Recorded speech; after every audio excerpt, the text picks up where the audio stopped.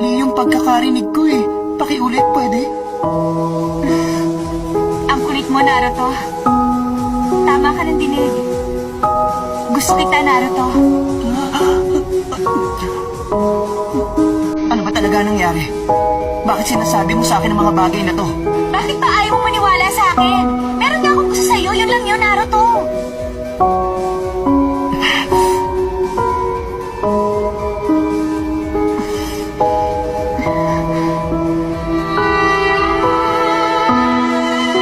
Alam mo ba, Sasuke?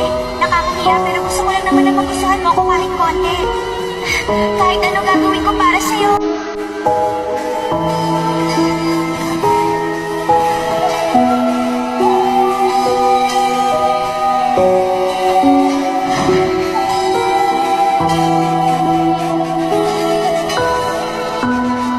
Sakura.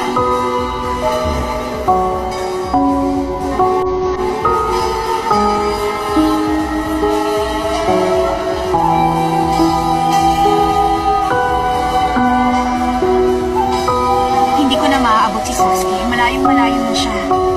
Pero ikaw, Naruto, alam kong kahit kailan hindi mo ako iiwang mag-isa. Palagi mo akong pinapasaya.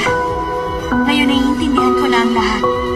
Nakita ko na ang totoong ikaw, Naruto. Dati makulit na bata ka lang na laging sakit ng ulo sa iba.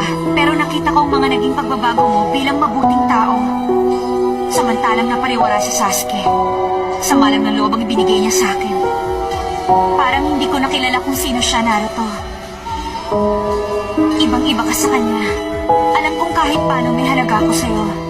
Inaalala mo talaga ako. Kaya maniwala ka sa akin, Naruto. Gustong-gusto ko sa'yo. Sakura, pwede bang itigil mo na ang lahat ng ito? Hindi na talaga ako natutuwa sa mga ginagawa mo!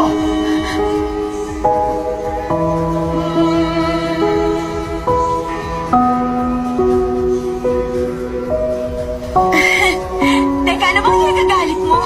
Sinasabi ko lang naman ikaw ang gusto ko, hindi na si Sasuke. Pero kung masama doon, babae pa rin ako, huwag mo ko ipahiya ng ganito. Tandaan mo to. Ayokong ayoko sa mga taong hindi totoo sa nararamdaman nila.